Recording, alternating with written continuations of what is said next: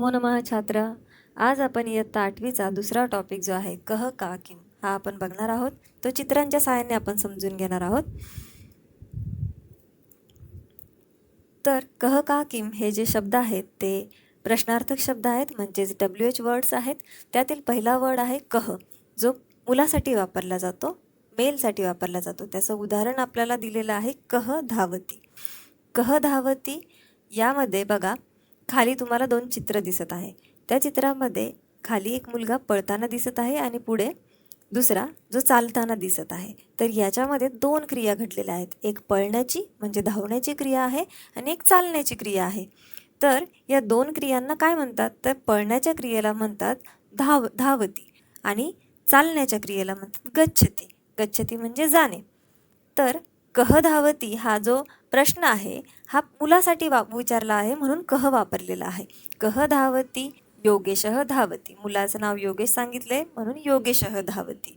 आणि पुढच्या एक्झाम्पलमध्ये सांगितलंय कह गच्छती. कोण जात आहे? तर अर्जुनः गच्छती, म्हणजेच अर्जुन जात आहे. तुमच्या टेक्स्टबुकमध्ये तुम्हाला काही एक्झाम्पल दिलेले आहेत. त्यामध्ये म्हटलंय एषः सह. जे एषः सह हे दोन शब्द जे वापरलेले आहेत हे बघा, आपण मागच्या टॉपिकमध्ये पण शिकलो होतो. एषः म्हणजे जर जवळ असेल तर आणि सह म्हणजे दूर असेल तर.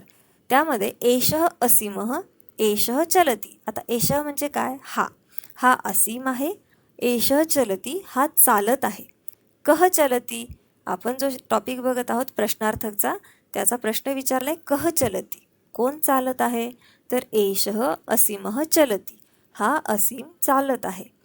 हे पहिलं एक्झाम्पल झालं ज्याच्यामध्ये आपल्याला एषाबद्दल सांगितलं आहे. आता दुसरं जे एक्झाम्पल आहे ज्यामध्ये आपल्याला सहबद्दल सांगितलं आहे. तर बघा, सह म्हणजे तो. ज्या पद्धतीने एषा म्हणजे हा आणि सह म्हणजे तो. तर सह प्रसादः म्हणजे तो प्रसाद. सह धावती, तो धावत आहे. कह धावती, प्रश्न सेमच राहील. कह धावती, कोण धावत आहे? सह प्रसादः धावती, तो प्रसाद धावत आहे. याच पद्धतीने तुम्हाला खाली अजून 4 एक्झाम्पल दिले. योगेशः धावती, अर्जुनः गच्छती, मेघः वर्षती, सिंह गर्जती. आता बघा, योगेशः धावती आणि अर्जुनः गच्छती हे दोन एक्झाम्पल आपण मागे बघितले चित्रांच्या द्वारे. इथे मेघ वर्षती जो आहे त्याच्यामध्ये मेघ वर्षत आहे, आपण ज्याला म्हणतो वर्षा करणे, म्हणून मेघ वर्षती. आणि सिंह गर्जती म्हणजे सिंह जो ओरडतो त्याला गरजणे म्हणतो, म्हणून सिंह गर्जती. हे अजून एक्झाम्पल त्यांनी दिलेले आहेत. पुढे बघा, का हा शब्द जो आहे तो मुलीसाठी वापरला जातो. हा पण प्रश्नार्थक शब्द आहे, पण स्त्रियांसाठी का वापरणार? उदाहरण दिलंय का पठती. आता आपल्याला खाली एक चित्र दिसतंय आणि त्या चित्रामध्ये तुम्हाला दिसत असेल की ती मुलगी काय करत आहे? तर ती अभ्यास करत आहे किंवा वाचत आहे. तर बघा, का पठती, मुलीचं नाव आपण इथे सीता घेतलेलं आहे म्हणून सीता पठती. तुम्ही काही घेऊ शकता. का पठती? तर सीता पठती. तुमच्या टेक्स्टबुकमध्ये याचनुसार काही अजून एक्झाम्पल दिलेले आहेत. पण त्यापूर्वी बघा, एषा आणि सा हे दोन शब्दांचा तिथे उल्लेख केलेला आहे. याबद्दल आपण मागच्या टॉपिकमध्ये बघितलं होतं. तर ज्या पद्धतीने आपण एषः सह बघितलं तसंच एषा सा. आता एषा म्हणजे काय? तर ही. आणि सा म्हणजे काय? तर ती. एषा निलिमा, ही निलिमा. एषा गायती, ही गात आहे. का गायती? कोण गात आहे? एषा निलिमा गायती, ही निलिमा गात आहे. आता पुढचं एक्झाम्पल बघा, सा स्वाती. आता सा म्हणजे ती, थोडं दूर असेल तर आपण ती म्हणतो, म्हणून सा स्वाती. ती स्वाती. सा नृत्यती, ती नृत्य करत आहे. का नृत्यती? कोण नृत्य करत आहे? सा स्वाती नृत्यती, ती स्वाती नृत्य करत आहे.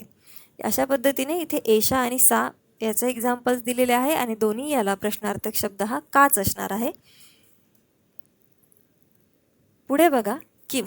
किम हा जो शब्द आहे तो नपुंसकलिंगसाठी वापरला जातो. ज्या पद्धतीने पुल्लिंगसाठी कह, स्त्रीलिंगसाठी का आणि नपुंसकलिंगसाठी किम शब्द वापरणार आहे प्रश्नार्थक. ज्यावेळेस तुम्हाला नपुंसकलिंगचा काही प्रश्न विचारायचा असेल त्यावेळेस तुम्ही किम म्हणून उद्देशित करणार.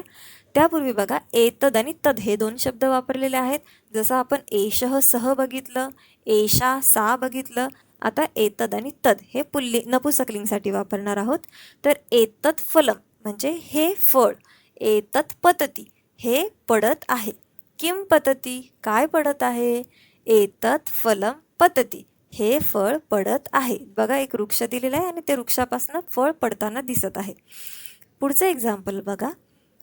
इथे तुम्हाला चित्रामध्ये दिसतंय की कमळाची फुले उमललेली आहेत. तर बघा तत् कमलम, ते कमळ. आता एतत् म्हणजे हे आणि तत् म्हणजे ते, दूर असेल तर ते, म्हणून तत् कमलम, ते कमळ. तत् विकसती, विकसती म्हणजे उमलणे, ते कमळ उमलत आहे. किम विकसती, काय उमलत आहे? तत् कमलम विकसती, ते कमळ उमलत आहे. तुम्ही तत् आणि एतत् हे दोन्ही शब्द तुम्ही तत्फलम पण म्हणू शकता. जर फळ दूर पडताना दिसत असेल तर तुम्ही तत्फलम पण म्हणू शकता.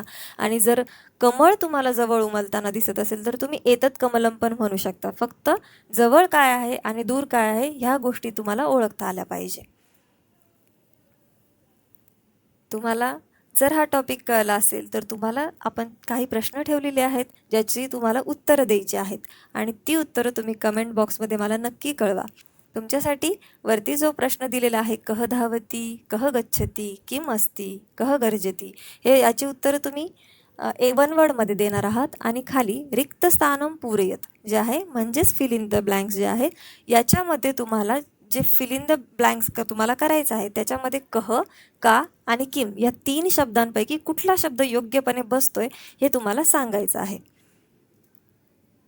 जर तुम्हाला व्हिडिओ आवडला असेल तर चॅनलला सबस्क्राईब करा, व्हिडिओ लाईक करा आणि बेल आयकॉन प्रेस करा. धन्यवाद.